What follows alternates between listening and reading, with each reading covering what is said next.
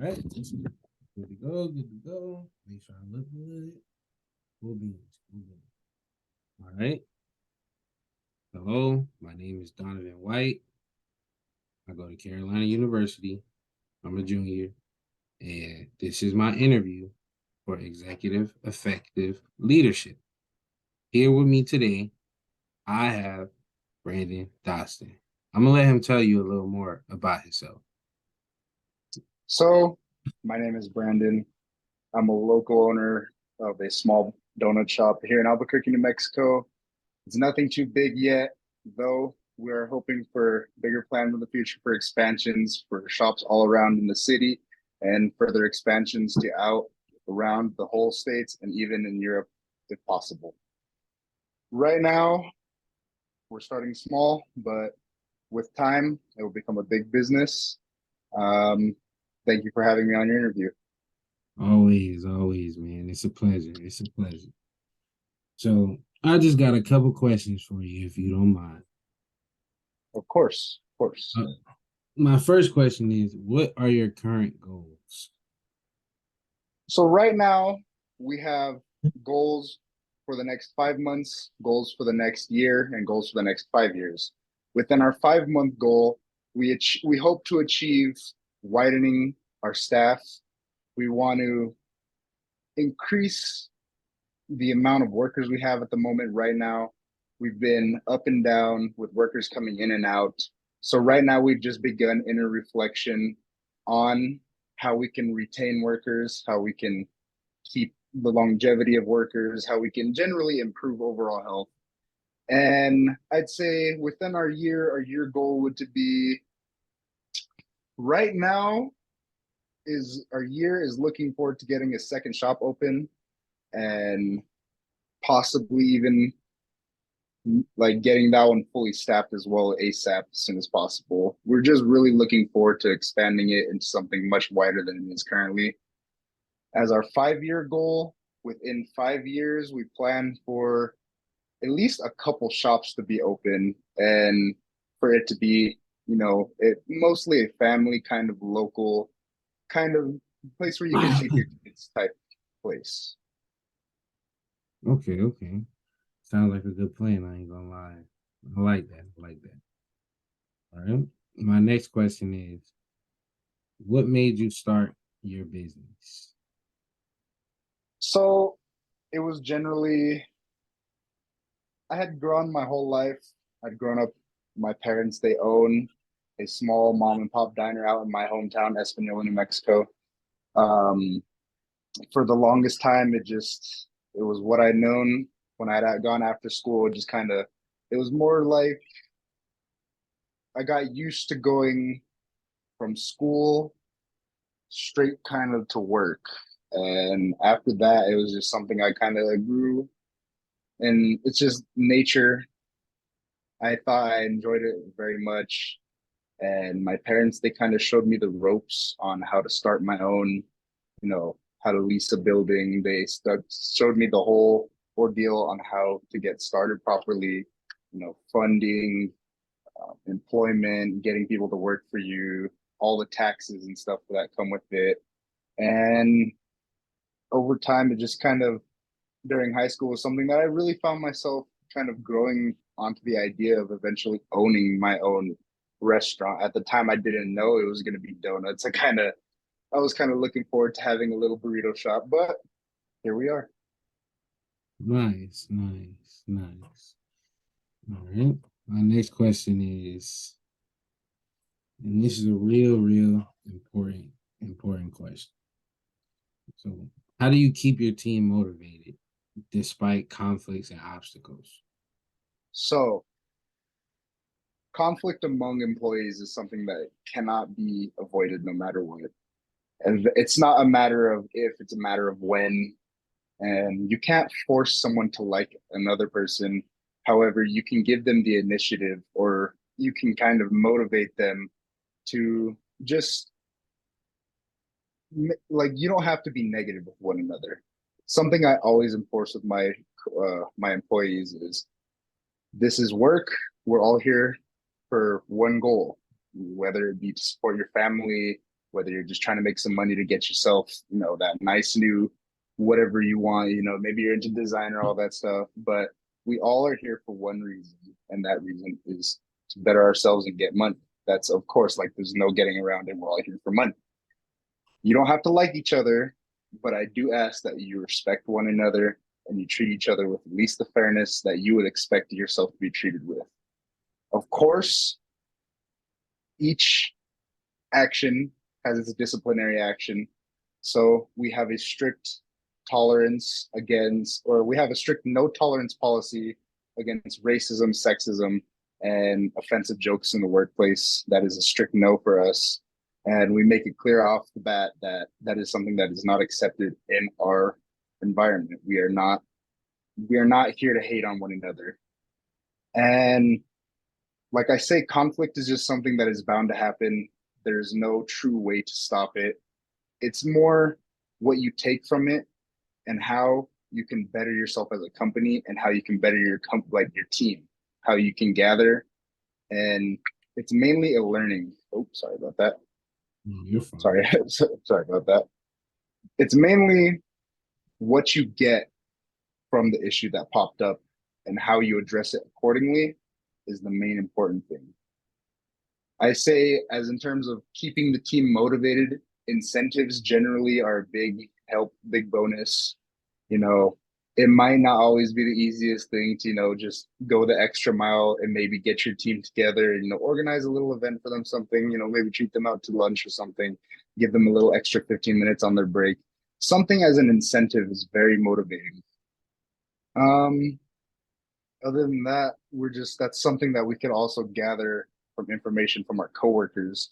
We come and ask them, we can approach them, maybe say someone's having a bad day or someone seems rough or they're complaining, it's something that we take as managers and as owners that we have to go and address it with our workers, because you can't expect your workers to be always putting in 100% effort and always giving their best job if you're not treating them with respect and you're not helping them out. As long as their demands are something that are capable that you are capable of doing, it seems like something you should be able to do. Makes sense. Makes sense. All right. All right. My next question is, who do you look up to for inspiration or mentorship?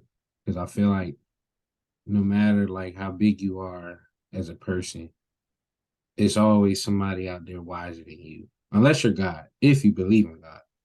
But yeah, who do you look up to for inspiration or mentorship? That's a very good question. So recently, someone who's blown up in popularity on the internet would be David Goggins. He's something that I was always motivated by. And I know his story is a little bit unique in the terms of he was, this chunky guy who didn't really do nothing with his life to all of a sudden he's a Navy SEAL motivational speaker.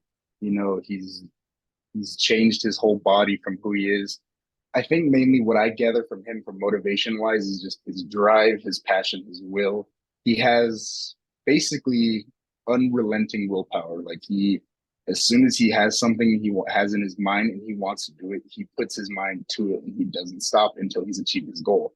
That's something that I find is very motivating to me, because it proves that no matter what the hardships you have in life and no matter how hard it seems to maybe get to your destination, whether you're being fought at every corner, whether you're being denied at every given opportunity, you just have to keep going. And eventually, even if you have to keep fighting your hardest, you will make it to your goal as long as you keep it in your mind and as long as you keep it as something that you are desired to do. Right, right, right. I respect that. I respect that. I know David Goggins too. I see a lot of his videos online. So I definitely understand where you're coming from and I understand why you like him and all that good stuff. So that's good. So next question. How should I improve my leadership if I was a leader? So, say you were a leader and you have a small group. Ways you can improve yourself as a leader is you have to first find out your discrepancies. You have to first find out what your strengths and what your weaknesses are. Like for me, one of my older jobs, I used to work construction, and I used to before this. There was a short period in my life before it was in between eighth grade to my freshman year of high school. There was a time where I had abandoned the diner life, and I decided, all right, well, I'm gonna have a small time job, and it was something only during the summer. I only did it for 2 summers. It was a small time construction job, and they had me in a leadership position because I had excelled in my position in my work, and I had only lasted for 2 weeks. It was rough. I figured out basically what my weaknesses as a leader were, what my strengths as a leader were. And my weaknesses were addressing my team accordingly, actually setting a firm foot down, and kind of since I was young, I believe that I was more lenient. I didn't really, okay, guys, we can take 5 minute breaks, like pretty much every time, like every 10 minutes, we were not doing much. And when it came time to me getting addressed by my higher ups, and they're telling me, hey, well, you're not doing your job as a leader correctly. You're letting your team slack off. Your team is disassembled all the time. You got one person over here, one person over there. Um, the task that you are assigned to do is not being fulfilled in the time given, and I can handle it. But when I got back to the diner life, and my parents wanted me to, like, they had assigned me in the kitchen, and I was running the kitchen staff. So, taking my experience from that small job, I had to learn, and I had to like come to myself and realize when you're in a leadership position, you have to be firm but fair. And depending on the work, depending on the circumstances, it's something of analysis that you have to do as a person to analyze your task, analyze your quota, and analyze your crew. If you're doing good and you're meeting your quota and your team's doing good, then you shouldn't have to address yourself as a leader. But if your team's being unruly and you're not making your quota, you're not meeting your goals, you really have to sit down. And it's something that you might have to address with this higher up or something. It's always good to get a third or even a fourth view on the situation. It's always good to ask for help. It's always good to, maybe consult with someone higher in your position. And it's definitely good to have all the knowledge you can. It really is circumstance based when you want to better yourself as a leader. You genuinely just have to go with it in the beginning and address accordingly. So, problems with the crew, you have to be firmer. Problems with meeting your quota, you have to get together and devise a better strategy, better, effective way to work, effective way to meet your goals. Right. Okay. Respect. Respect. My next question is, if you had to ask your team members, how would they describe you in terms of being a leader? So I feel like they would definitely tell you I can be mean sometimes. I can be rough around the edges. But I feel like they would tell you for the most part I'm cool because I do like to have a good time. I like for my coworkers to be happy. I like for my team to be happy. When everybody's vibing, everyone's, they're in a good mood, their spirits are up, morale is high. There's going to be a lot of camaraderie amongst the group where they're going to almost incentivize each other, almost like motivate each other to do better and excel in their work. So I really think they would say I'm a little rough, but they might say I'm fair. Might say I'm nice. Okay. Okay. All right. I think we got time for one more question. All right. So, what do you look, or no, let me not even say that. What would you do to become a great leader? If you were explaining it to somebody wanting to be in your position. Oh, I'm sorry, it cut out a little bit on that last little bit. Was it how would I explain to someone younger? Yeah, like how to be a great leader. Hmm. How would I explain someone to be a great leader? Like, what are the necessary steps they need to take to be in the position that you are in terms of leadership? Okay. All right. That is a good question. So, in order to become a great leader, you're going to have a lot of initiative. You're going to need to have a lot of initiative, a lot of motivation, and a lot of drive. There's going to be a lot of ups and downs. There's going to be a lot of rough patches along the way. Sometimes you're going to run into barriers and it's just going to seem like there's no way to get around it, but you are going to have to find a way around it. There's going to be times where you will possibly be broken down and you'll feel really unmotivated to keep going, but that's what part of it is. You have to really have the initiative and the drive and the willpower to just kind of power through it. It is rough. It is hard. Sometimes you have people bickering at you and there's nothing you can do about it. Like, I'll give you a scenario.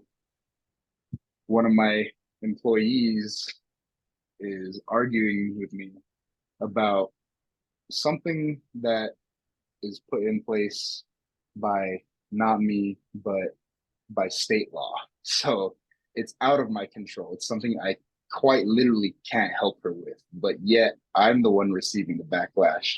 And it's your job as a leader to take it, you know, take it how you're going to take it. And it's going to happen a lot.